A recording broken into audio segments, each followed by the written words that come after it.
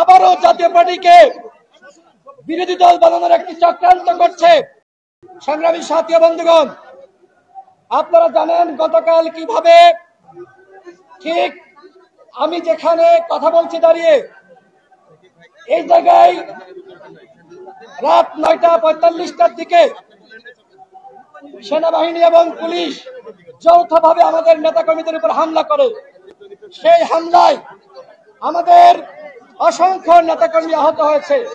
গণ অধিকার পরিষদের সংগ্রামী সভাপতি নুরুল হক নূর সহ আমাদের নেতাকর্মীরা আহত হয়েছেন এবং আজকে এই বিক্ষোভ সমাবেশ এবং সংহতি সমাবেশে বক্তব্য রাখার জন্য বিভিন্ন রাজনৈতিক দলের নেতৃবৃন্দরা উপস্থিত হয়েছেন। আজকে আমি নিজে ঢাকা মেডিকেলে গিয়েছিলাম, ডাক্তারদের সাথে কথা বলেছি। তারা বলেছেন নুরুল হক নূর সংখ্যামুক্ত নন।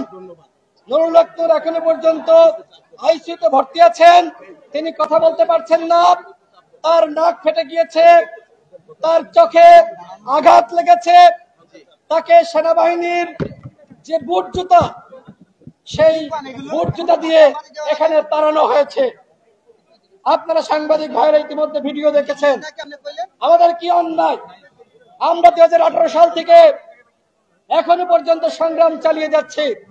আমরা বারবার বলছি রাষ্ট্র সংস্কার করতে হবে, গণহত্যার বিচার করতে হবে এবং একই সাথে আমরা এই দাবিও করছি বাংলাদেশে আওয়ামী লীগ, জাতীয় পার্টি এবং 14 দলের দোসররা কোন রাজনীতি করতে পারবে না।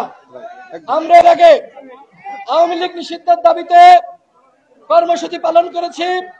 সরকার আওয়ামী লীগের সাংগঠনিক কার্যক্রম নিষিদ্ধ করেছে, তাদের নিবন্ধন স্থগিত করেছে।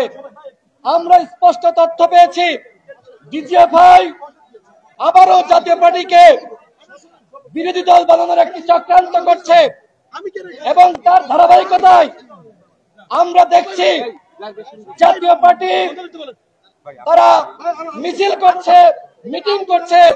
গতকাল আমাদের নেতাকর্মীদের উপর হামলা করেছে।